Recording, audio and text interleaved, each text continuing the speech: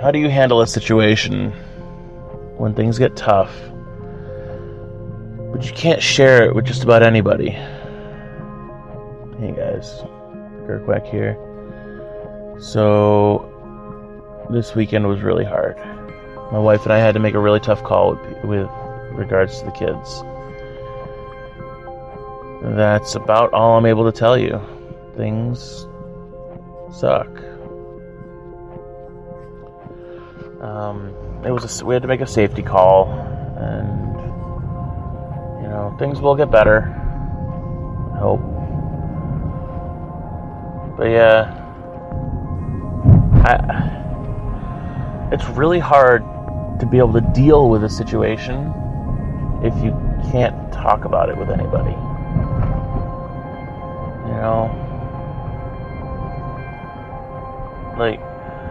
That's not an easy thing to go through. And to have to deal with it with just the people involved, that is even harder, actually. Because then you're just commiserating, and that's not really healthy. What you need to do is be able to tell people, talk to people who understand the situation but aren't involved in the situation. And that is really the only way to get a different perspective on the situation. If you can talk to somebody who's not involved with the situation, they can see the other sides of things that you are blind to. But if you're not allowed or not able to talk to somebody who can see that side, then you're just wallowing in your own misery and grief. And that's not good. Guys, things got rough this weekend. Luckily, stuff happened on Friday that we had to deal with. And in dealing with that, a big issue that I felt was I lost my connection with God, and at least I felt like I had. I didn't, but I felt like it, and that really hurt. That was one thing that I don't know, it just really didn't feel good. It really hurt from that. So when we went to church on Sunday, we didn't realize it, but it was All Saints Sunday. And in that we put in names. So what we do in our church is they do the reading of names, which is memorializing those who had a positive influence in your life, who have passed. And a few weeks back, I had put in my list. And I put in my uncle, my aunt, my grandfather, my step-grandfather, and my godfather. And in that, when they read those, it's kind of like, and my wife's grandmother. When I did that, when they read those names, it was kind of like reaffirming how I felt about the situations. And, not how I felt about the situation, but that I had a way to get through it. That God has given me the means to get through these situations. As tough as they can be, whether you feel like He's there or not, God's always there. And there's nothing really you can do to sever that.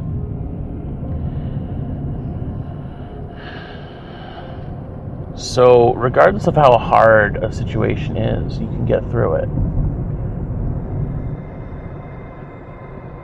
And as crappy as you feel about it, you can get through it. Just like I said, the hard part about it is not being able to share the situation. But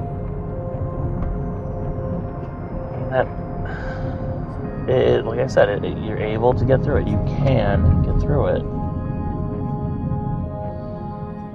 So, like whenever I have a strong issue, is I turn to God. He's always had my back. And if it's a situation where I'm at fault, it's always a slap in the face. There's always a verse there that tells you, hey, turn around, you're doing something dumb.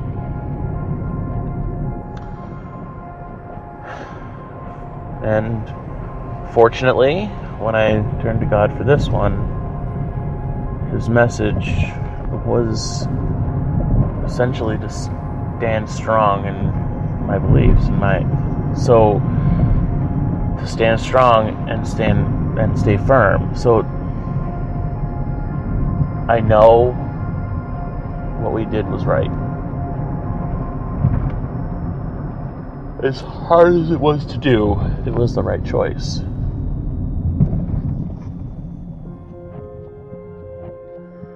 Sometimes the decisions you have to make suck.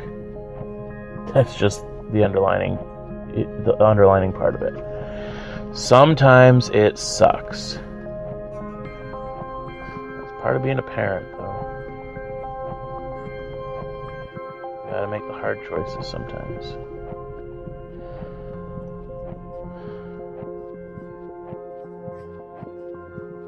And like I said, no matter how hard a situation can be, with faith and guidance, you can get through it.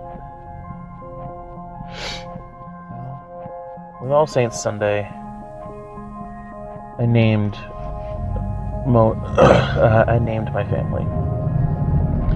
But it wasn't just naming those relatives so I could, memorialize the dead in my family. It was each one of them, there was a reason how they formed me the way that I am.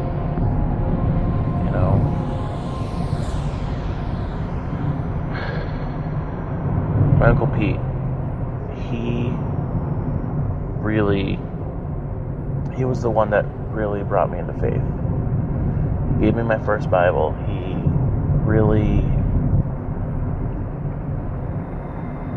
helped me to step onto the path of becoming the man that I am. My grandfather showed me the strength of being a man. That it's not just, being a man is not the tough, rugged guy. It's the pillar of your family. Now, he was the tough, rugged man. He always showed himself as being the strong, cold guy, until you really got to know him. There was no time that I've ever had where I smiled so much as when he spent the day with my son. I think Connor was 6. No, 5? Yeah, maybe around then. Well, he's got autism, Asperger's, and my grandfather's never really been one to be able to handle abnormalities. I mean, excuse me. He's always seemed like, if things aren't the way they're supposed to be, then they're not supposed to be. That's kind of how he's always been. So I wasn't sure how he would handle Connor. Now he's not far in the spectrum at all. But he's got a lot of quirks. But without those quirks, he wouldn't be my son. I love him. But to see my grandfather just light up. I mean, he was dealing with a lot of stress at the time, too. My grandmother was getting sick. Unknowingly, we didn't know it, but he was starting to get really sick, too.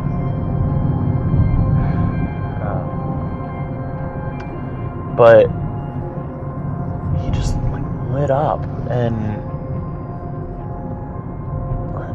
took Connor in, and they spent the entire day just playing with robots and watching cartoons. And his great grandson, he would just I hadn't seen him so soft even when I was a kid. I mean, we had a really good bond, me and him. I'd never seen him so loving. I knew he was, because like I said, we had a great bond. And like I said, he taught me that being a strong pillar is more than just being the tough guy. It's being it's being what everybody needs. Being there in mind, heart, and soul, for strength and love. Mind, heart, and soul. Body, mind, everything has to be strong. My Uncle Steve and my Aunt Deb, they were my example of a good marriage. No matter what happened, they were together. Always. I've never, when they were both alive, never went to a situation or an event where one wasn't there they weren't there without the other. They were always together. Always.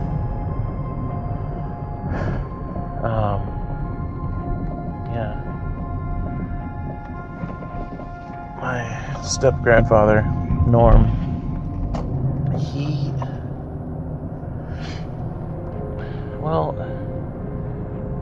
he was just a good ear, No matter what was going on, I could always tell him.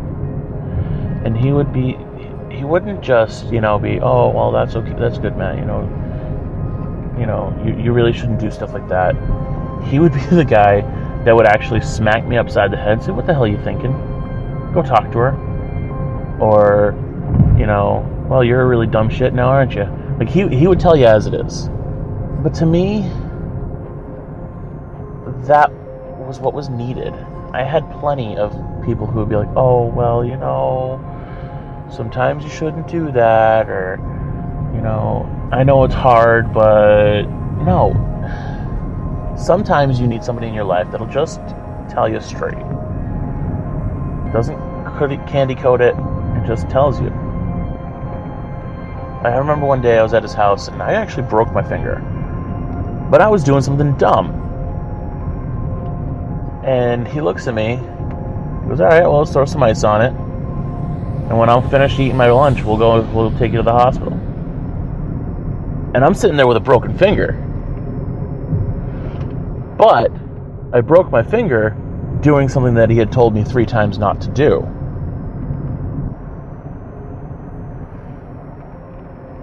Now, I wasn't in agony. Yeah, it hurt. But he was also a paramedic, so he knew that it wasn't like displaced or anything like that.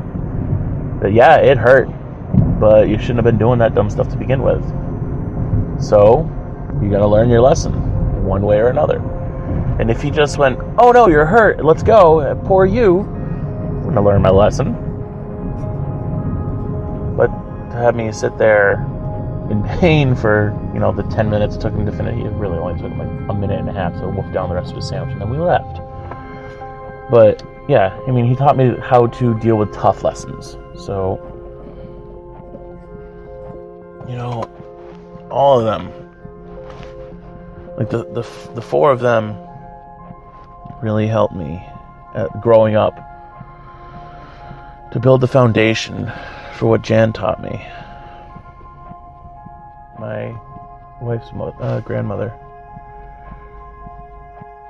She was the foundation to her family. Always loving, regardless of who was around. She would take the shirt off her back if it meant somebody else would stay warm.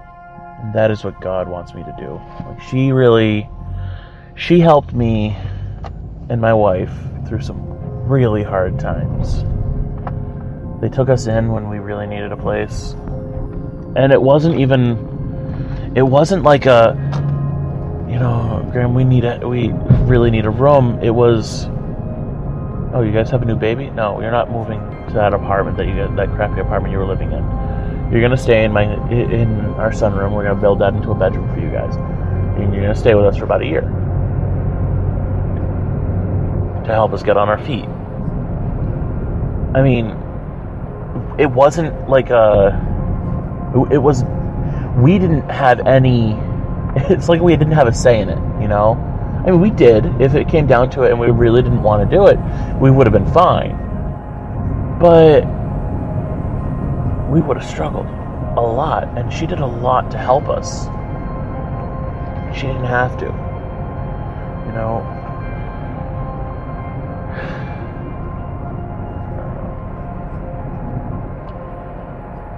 I'm really stretching, because guys, shit sucks sometimes, but God has given you the means to get through it. And everybody that you've met, everybody you've dealt with, everybody who's helped shape you to be who you are, they've given you the means to get through things. Please, don't forget that. Alright guys, I'm sorry that this is such a near depressing podcast, but like I said, this weekend sucked. You know what? Get through it. I wish I could give you more details of what happened, but I can't. Just know that my family's okay, and we'll be in touch, obviously. This is kind of my outlet. If you guys like it, subscribe. I would say share it, but this is not one you want to share. Just, you can take what you will. Thanks for all the love, guys. As I've said, share the love, because it's the only thing that matters in life. Alright. Follow me on Instagram and Twitter. My Instagram is @Gurquack. Twitter is @GurquackVids. GURQUACKVIDS. Thinking of starting an Anchor. I'm not sure. Gotta really check it out more. But, have a good day, guys. Love you.